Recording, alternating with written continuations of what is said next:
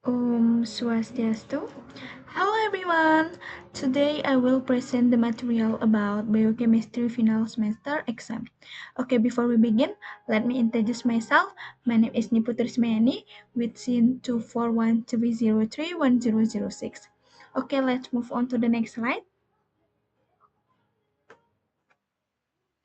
Okay, the question number 1 is the protein metabolism. An athlete took 3 times the normally daily protein supplement for 6 months. Laboratory tests showed increased blood urea levels while kidney function began to decline. Jadi di sini ada soal yang nomor 1 yaitu tentang metabolisme protein. Seorang atlet mengkonsumsi suplemen protein sebanyak 3 kali kebutuhan normal setiap hari selama 6 bulan. Pemeriksaan laboratorium menunjukkan kadar ureum darah meningkat. Sedangkan fungsi ginjal mulai menurun. Jadi pertanyaannya di sini ada analisis hubungan antara degradasi protein, metabolisme asam amino, pembentukan amonia, dan fungsi siklus urea dalam menjelaskan kondisi tersebut. Berikan rekomendasi berdasarkan konsep biokimia. Jadi di sini jawabannya itu ada konsumsi protein berlebih menyebabkan kelebihan asam amino yang tidak dapat disimpan, sehingga mengalami degradasi melalui deaminasi. Jadi di hati dan menghasilkan amonia atau NH3 yang bersifat toksik. Jadi amonia kemudian diubah menjadi urea melalui siklus urea agar dapat dikeluarkan oleh ginjal. Jika proses ini berlangsung terus-menerus, produksi urea meningkat sehingga membebani ginjal dan dapat menyebabkan kadar ureum. Darah meningkat serta penurunan fungsi ginjal. Oleh karena itu, konsumsi protein sebaiknya disesuaikan dengan kebutuhan, imbangnya asupan karbohidrat dan cairan yang cukup, membatasi suplemen protein yang tidak diperlukan, serta melakukan pemeriksaan fungsi ginjal secara berkala. Okay, the next slide. Question number 2, protein biosynthesis. Mutation in the genes, the encode translation initiation factor cause protein synthesis in cells to proceed fairly slowly. Jadi di sini pada soal nomor 2 yaitu tentang biosintesis protein, mutasi pada gen yang mengkode faktor inisiasi translasi menyebabkan sintesis protein. Jadi dalam sel berlangsung sangat lambat. Jadi di sini ada pertanyaan tentang jelaskan tahap biosintesis protein yang terganggu akibat mutasi tersebut serta prediksi dampaknya terhadap metabolisme dan fungsi sel.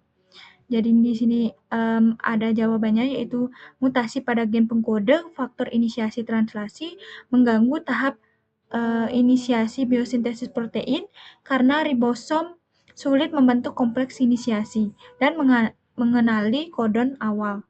Jadi akibatnya sintesis protein menjadi lambat dan jumlah protein yang dihasilkan itu menurun. Dampaknya produksi enzim, potensial struktural, hormon dan protein transport berkurang sehingga berbagai proses metabolisme tidak berjalan optimal. Menghambat pertumbuhan, pembelahan, perbaikan jaringan, serta menurunkan fungsi sel secara keseluruhan. Okay, the next slide.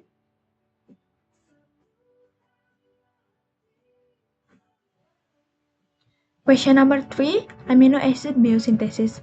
A mutant bacterium is unable to synthesize the amino acid tryptophan and can only grow in media containing tryptophan. Jadi di sini pada soal nomor 3 itu tentang biosintesis asam amino. Sebuah bakteri hasil mutasi tidak mampu mensintesis asam amino tryptophan sehingga hanya dapat tumbuh pada media yang mengandung tryptophan. Jadi di sini ada pertanyaan tentang analisis mengapa kondisi tersebut terjadi dan jelaskan bagaimana jalur biosintesis asam amino memengaruhi pertumbuhan organisme. Jadi di sini jawabannya itu tentang kondisi tersebut terjadi karena mutasi pada gen pengkode enzim biosintesis tryptophan sehingga bakteri tidak dapat mensintesis tryptophan sendiri. Jadi akibatnya sintesis protein terganggu karena tryptophan merupakan salah satu asam amino penyusun protein sehingga pembentukan enzim, protein struktural, dan protein fungsional menjadi terhambat. Jika media mengandung tryptophan, bakteri dapat menyerapnya sehingga pertumbuhan kembali normal, sedangkan tanpa tryptophan pertumbuhan itu akan terhenti. Hal ini menunjukkan bahwa jalur biosintesis asam amino sangat penting dalam menyediakan asam amino untuk sintesis protein, menjaga metabolisme sel, serta mendukung pertumbuhan dan kelangsungan hidup organisme. Okay, the next slide.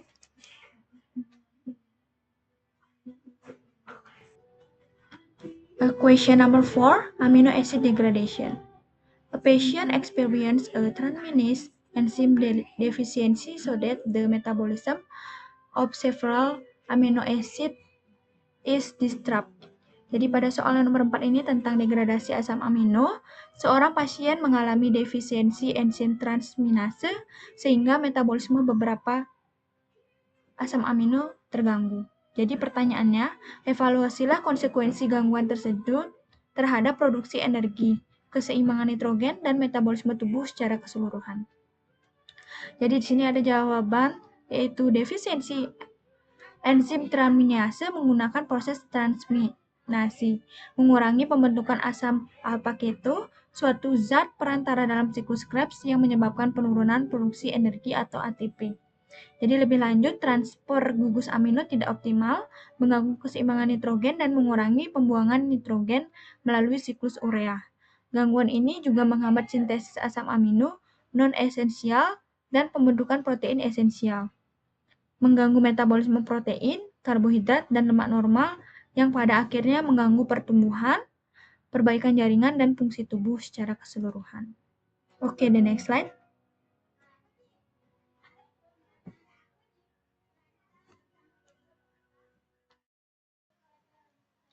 Question number 5, urea cycle. A baby has a mutation in the enzyme ornithine transcarbamylase, causing blood amino levels to increase drastically. Jadi di sini pada soal nomor 5 itu tentang siklus urea. Seorang bayi mengalami mutasi pada enzim ornithine transcarbamylase sehingga kadar amonia darah meningkat drastis.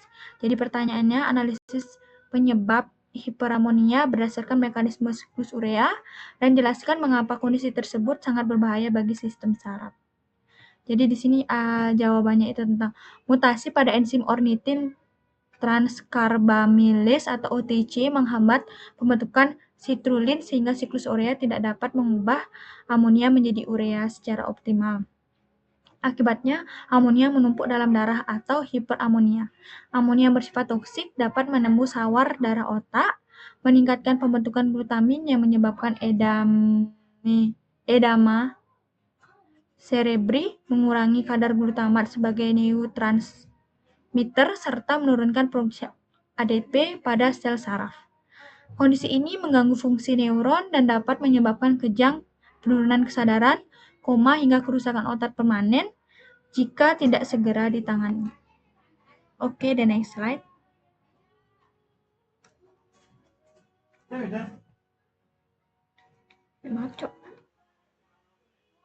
Question number 6, purine metabolism. Good patients have very high uric acid level due to impaired purine metabolism. Jadi pada soal nomor 6 ini tentang metabolisme purin, pasien penderita GOUT memiliki kadar asam urat yang sangat tinggi akibat gangguan metabolisme purin. Jadi pertanyaannya itu ada, jelaskan proses degradasi purin hingga terbentuk asam urat, kemudian evaluasi mengapa perubahan pola makan dapat membantu mengurangi gejala penyakit tersebut.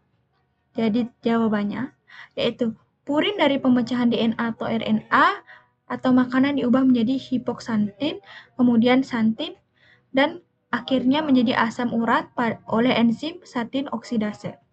Pada penderita GOUT, kadar asam urat yang tinggi menyebabkan terbentuknya kristal monosodium urat di persendian sehingga memicu peradangan dan nyeri.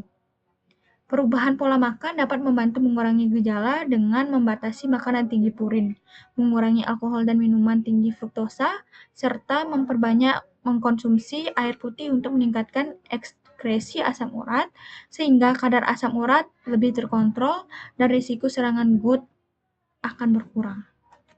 Okay, the next slide.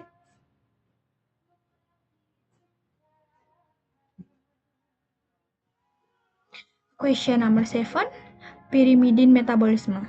Compare the process of purine and pyrimidine degradation and analyze why the product different physiological effect. Jadi soal nomor 7 ini yaitu tentang metabolisme pyrimidine. Berbeda dengan purin, hasil akhir degradasi pyrimidine tidak menyebabkan penumpukan kristal.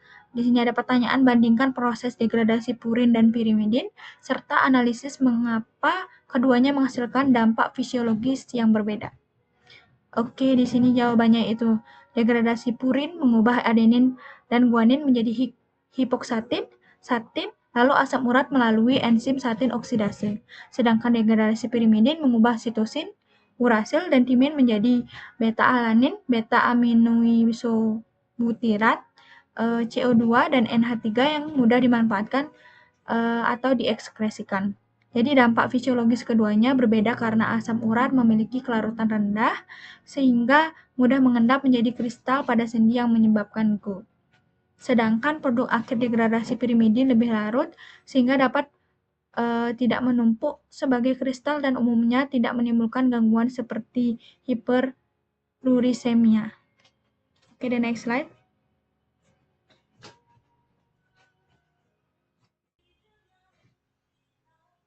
Question number 8, purine and pyrimidine biosynthesis. Cancer cells divide very rapidly and therefore require large amount of nucleotide. Jadi pada soal nomor 8 ini tentang biosintesis purin dan pyrimidine. Sel kanker mengalami pembelahan sangat cepat sehingga membutuhkan nukleotida dalam jumlah yang besar. Jadi di sini pertanyaannya itu tentang analisis hubungan antara biosintesis purin pyrimidine dengan pertumbuhan sel kanker serta jelaskan mengapa beberapa obat kemoterapi menargetkan jalur tersebut. Jadi di sini ada jawabannya itu. Sel kanker membutuhkan biosintesis purin dan pyrimidine yang tinggi untuk menyediakan nukleotida sebagai bahan bentuk pembentukan DNA dan RNA sehingga dapat terus membelah dengan cepat. Semakin aktif jalur biosintesis ini, semakin cepat pula proliferasi sel kanker. Oleh karena itu, beberapa obat kemoterapi menargetkan jalur biosintesis purin dan pyrimidine untuk menghambat pembentukan nukleotida, sehingga sintesis DNA dan RNA terganggu, pembelahan sel kanker terhenti, dan sel mengalami apoptosis. Namun terapi ini juga dapat memengaruhi sel normal yang aktif membelah sehingga menimbulkan efek samping seperti anemia, rambut rontok, dan gangguan saluran pencernaan. Okay, the next material.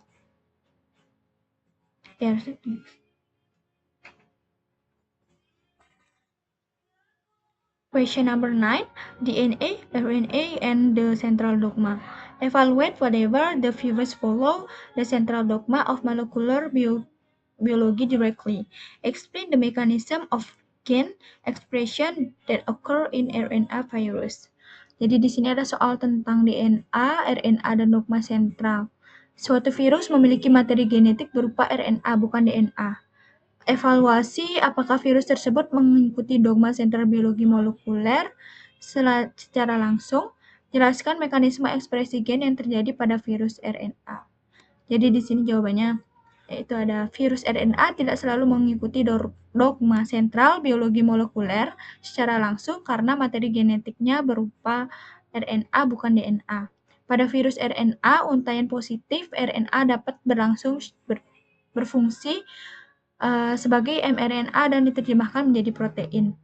Pada virus RNA untai negatif, RNA harus diubah terlebih dahulu menjadi mRNA oleh enzim RNA dependent RNA polymerase.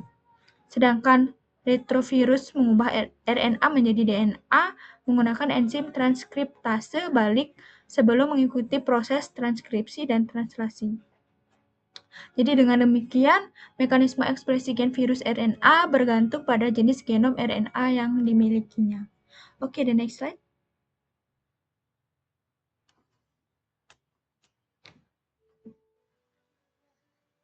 Question number 10, genome plasmid. Explain why plasmids were chosen as vector rather than bacterial chromosomes and analyze the characteristic of plasmid that support genetic engineering. Jadi di sini pada soal nomor 10 itu ada genom, dan plasmid. Dalam penelitian bioteknologi digunakan plasmid sebagai vektor untuk memasukkan gen insulin manusia ke dalam bakteri. Jadi di sini ada pertanyaan, yaitu jelaskan mengapa plasmid dipilih sebagai vektor dibandingkan kromosom bakteri, serta analisis karakteristik plasmid yang mengandung rekayasa genetika. Jadi di sini ada jawaban, yaitu plasmid dipilih sebagai vektor karena lebih mudah dimanipulasi daripada kromosom bakteri dan dapat bereplikasi secara independen sehingga gen insulin dapat diperbanyak tanpa mengganggu gen esensial dari bakteri. Karakteristik plasmid yang mendukung rekayasa genetika meliputi ukurannya yang kecil, memiliki multiplete cloning site atau MCS, untuk menyisipkan gen penanda sebagai resistensi antibiotik untuk seleksi, serta promoter yang memungkinkan ekspresi gen asing secara efisien. Jadi dengan sifat tersebut, plasmid menjadi vektor yang efektif untuk menghasilkan protein rekombinan seperti insulin manusia dalam jumlah yang besar. Okay, the next slide.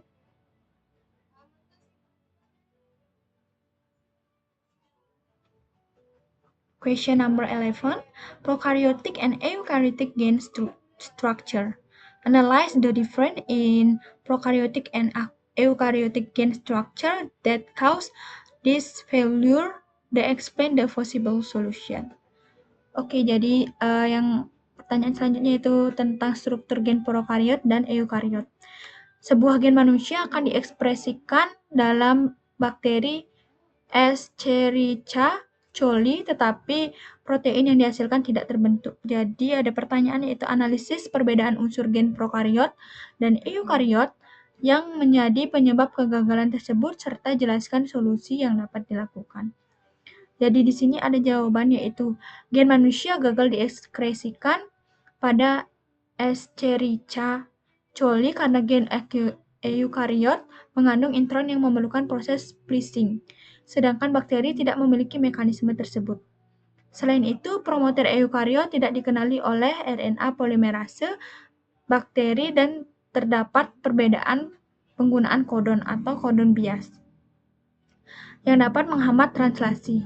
Jadi solusinya adalah menggunakan cDNA yang mengandung ekson, menyisipkannya ke dalam plasmid dengan promoter bakteri, serta melakukan optimasi kodon agar gen dapat ditranskripsi dan diterjemahkan secara efisien sehingga protein dapat dihasilkan. Okay, the next slide.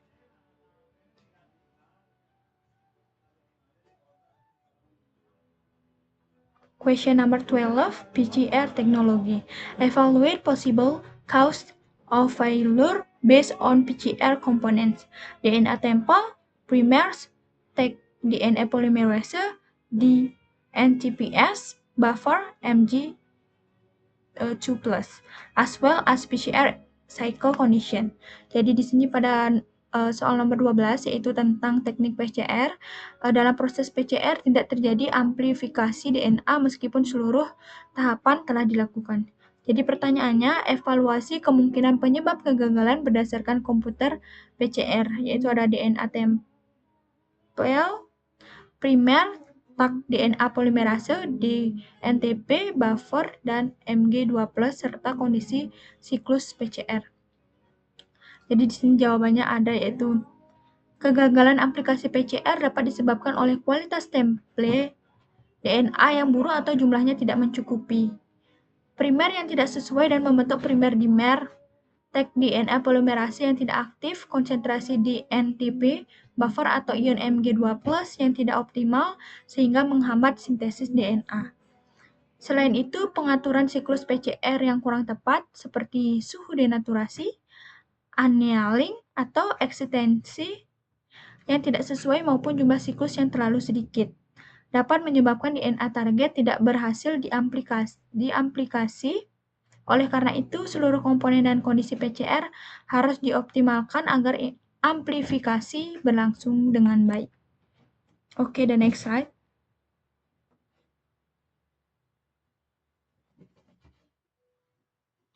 Question number 13, PCR application. Compare the three applications based on scientific principle, advantage, limitation, and ethical implication of their use. Jadi pada soal nomor 13 ini tentang aplikasi PCR. PCR banyak digunakan dalam identifikasi forensik, diagnosis penyakit, dan deteksi organisme hasil rekayasa genetika. Jadi di sini ada pertanyaan yaitu, bandingkan ketiga aplikasi tersebut berdasarkan prinsip ilmiah, kelebihan, keterbatasan, serta implikasi etis penggunaannya.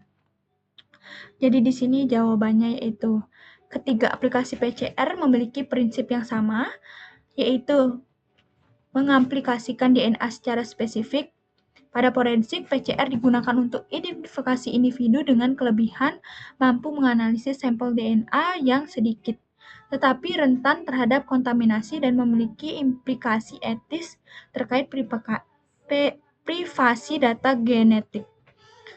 Dalam diagnosis penyakit, PCR mendeteksi patogen atau mutasi gen dengan hasil yang cepat dan sensitif, namun memerlukan peralatan khusus serta berisiko menghasilkan hasil palsu jika sampel tidak baik. Sementara itu, pada deteksi GMO, PCR digunakan untuk mengidentifikasi gen hasil rekayasa genetika secara spesifik, tetapi tidak dapat menilai keamanan biologisnya secara langsung sehingga menimbulkan isu etika terkait keamanan pangan, lingkungan, dan hak konsumen. Oke, the next slide.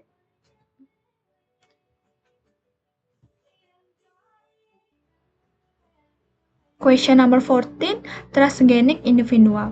Evaluate the benefit, environmental risk, health risk, and social economy aspect of the use of transgenic plants before they are released to the public. Jadi di sini pada soal nomor 14 itu tentang individu transgenik. Pemerintah berencana mengembangkan padi transgenik yang tahan kekeringan untuk menghadapi perubahan iklim. Jadi pertanyaannya, evaluasi manfaat, risiko lingkungan, risiko kesehatan, dan aspek sosial ekonomi dari penggunaan tanaman transgenik tersebut sebelum diakses ke masyarakat. Jadi di sini ada jawabannya itu tentang padi transgenik tahan kekeringan berpotensi meningkatkan produktivitas, efisiensi penggunaan air, dan ketahanan pangan di tengah perubahan iklim.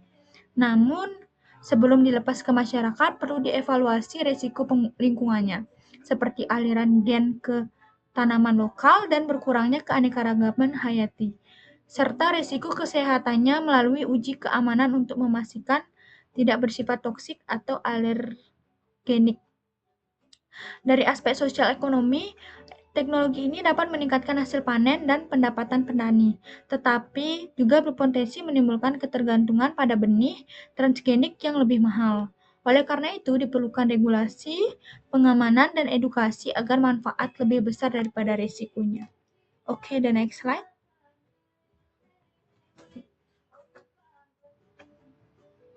Question number 15, genetic engineering.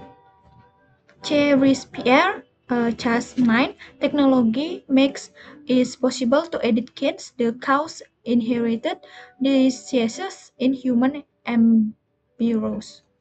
Jadi pada pertanyaan nomor 15 ini tentang rekayasa genetika. Teknologi CRISPR atau Cas9 memungkinkan penyuntingan gen penyebab penyakit keturunan pada embrio manusia. Jadi pertanyaannya, jika Anda menjadi anggota Komite Bioetika Nasional, rumuskan rekomendasi mengenai penggunaan teknologi tersebut dengan mempertimbangkan aspek ilmiah, etika, hukum, dan dampaknya bagi generasi mendatang. Jadi di sini ada jawaban tentang, sebagai anggota Komite Bioetika Nasional, saya merekomendasikan agar teknologi CRISPR Cas9 hanya digunakan untuk penelitian dan terapi penyakit genetik dengan pengawasan yang ketat, belum untuk reproduksi manusia. Dari aspek ilmiah, teknologi ini berpotensi memperbaiki mutasi gen, tetapi masih memiliki risiko seperti off-target effect dan dampak jangka panjang yang belum diketahui. Dari aspek etika dan hukum, penggunaannya harus dibatasi untuk tujuan terapeutik. Diatur melalui regulasi yang jelas serta diawasi oleh komite etik agar tidak disalahgunakan. Selain itu, karena perubahan pada embrio dapat diwariskan, keamanan dan efektivitasnya harus dipastikan terlebih dahulu demi melindungi generasi mendatang. Oke.